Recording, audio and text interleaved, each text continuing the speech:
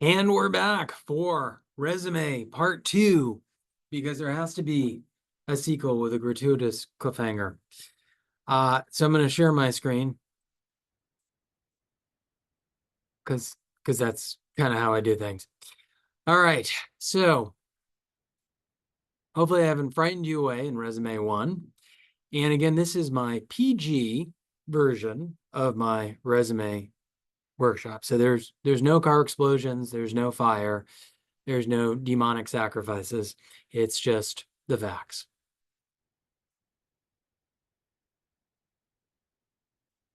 I want to talk to you now about keywords.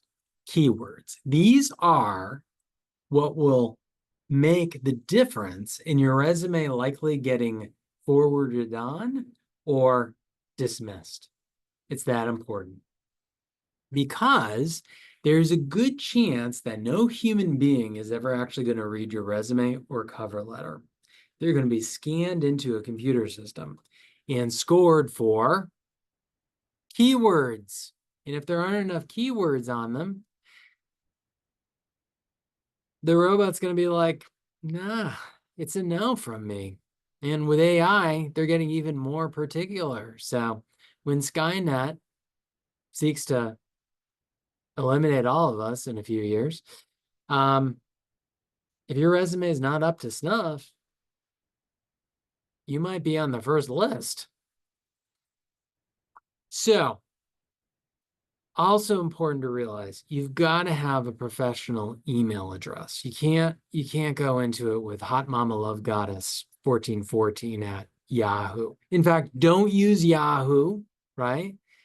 You don't want them to think your computer skills are rocking it like it's 1997. Don't use AOL. Use a Gmail account and just use your name, first and last name. And if you need to put a number because you have the misfortune of being John Smith and there's 7,000 accounts already with that name, that's fine. But either keep the first and last name lowercase or uppercase. Don't switch off between the two. We want it to be consistent. Okay, that's really important. I also want to mention just back on the keywords. I want to make sure that folks understand what I mean when I say keywords. So when an employer puts out a job ad, they're really putting out a request for proposals or a request for response. They're giving you what the requirements for a successful candidacy for that job are. And so your job is then to feed back to them how you're meeting those requirements. If you're just sending out the same resume for working in a factory that you're sending out for working in retail or for working in computer science, well, you're going to get rejected because you're not tailoring it to the keywords. They want to hear those keywords. And again, they may scan them into a computer program to see how many of those keywords you've used. Now, ever since the ethics complaint, I've stopped telling people to shrink down all the keywords into a 1-point font, hide it in the header or the footer, and change the font color to white. But I am telling you that the better job you can do regarding keywords, the more likely you are going to be successful. And keep in mind, no employer is going to hire you for $80,000 a year without Googling you. So do me a favor. If you do nothing else today, Google your name and your home address and see what comes up. Hopefully nothing. But if that picture of you in Cancun, you know what I mean, pops up, you have time to get it taken down so that when they do the background check, nothing unseemly appears. Also, don't share too much, especially items not in your favor. Don't tell them that you enjoy baking tasty gelatin treats in your spare time and that you are a key figure in the Parent-Teacher Association and that you're a big kid first person. Because now I'm going to think that you'll be running the PTA fundraiser from my office. You're going to be pushing Girl Scout cookies on me at every opportunity, and that you'll be out sick all the time because you have kids. And none of that's legal for me to think about. None that's legal of me to base a decision upon. But I'm never going to admit that when we sit down at the Mass Commission Against Discrimination hearings.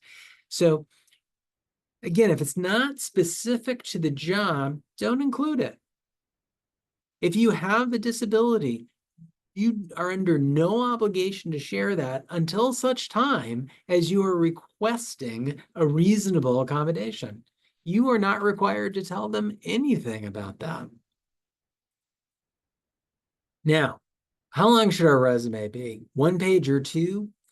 That's not a question, that's the answer. It's got to be either 1 page or 2. It can't be 1.5. Now, for a recent graduate who may not have enough experience or qualifications to justify a 2nd page, we probably want to go with 1 page. But maybe you're a rock star, not an actual rock star, but an academic rock star. Maybe you're, going to graduate summa cum laude. Maybe you are involved in 15 different organizations. Maybe you play 3 sports. Maybe you recently made some type of scientific discovery that is now named after you. Great. That would all certainly warrant a 2nd page. But not what we don't want is 1.25 pages, 1.16 pages, 1.125.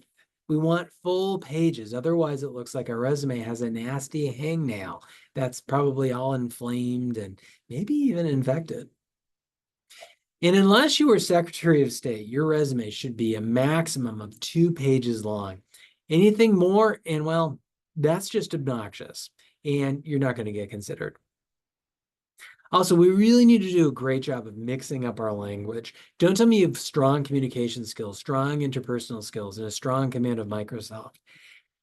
Because all you're doing is creating word inflation.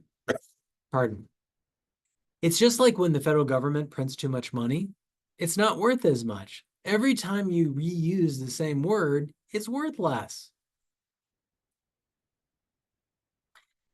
And so we want to use great action words, but not the same great action words. We're going to use facilitate, but once. We're going to use led only once.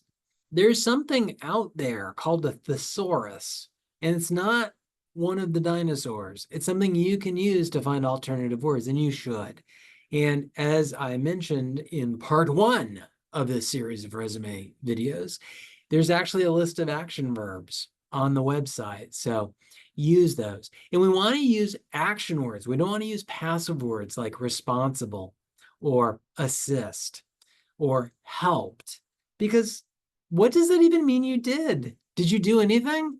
Were you like when I was working with my dad in the garage and I was helping? The sheer value of anything I contributed being nil? No. Show me what you actually did. And also, we're not just going to keep repeating the same phrases, right? One of the things I will do this. I will tally how many times you use the same word on your resume, and I will write it at the top of your resume. And so if you use assist, first of all, you get a penalty for using a passive verb. But I will count up the fact that you use the word assist 13 times, and I will put a very disappointed looking frowny face on there. You may use the same action word once on your resume. Expand your vocabulary. And if you did the same job at Walmart that you did at CVS, don't just put the same description underneath it in the bullets. We need to break that out. Or maybe you just put Walmart, Springfield, Mass. Cashier, then CVS, Springfield, Mass. Cashier, and then put the descriptive bullets. Because there's no point in just repeating ourselves. And don't copy your job description. Copying your job description is just bad writing. You have to realize that job descriptions are the creature of Frederick Taylor and Taylorism, what became known as scientific management. And it was designed to find the most optimum worker for each type of job to a science. And so if that doesn't sound like it makes for great reading, that's because it doesn't. And I know if you've done it. I will know if you use the job description, because the S is going to be after the verb in a way that isn't natural. Organizes papers for the office. collates the documents, processes, as opposed to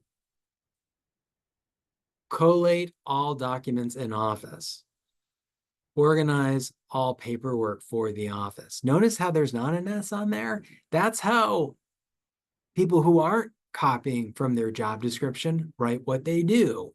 And so I'm going to catch it. I'm also going to catch it because it's not going to make for very good reading. These are not written to be aesthetically pleasing. They're very didactic. They're very bureaucratic.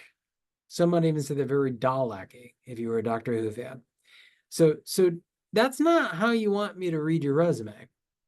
And certainly not how you want the recruiter to read your resume. So try to avoid that. We need to use the correct tense, right? So that job I have now should be in present tense.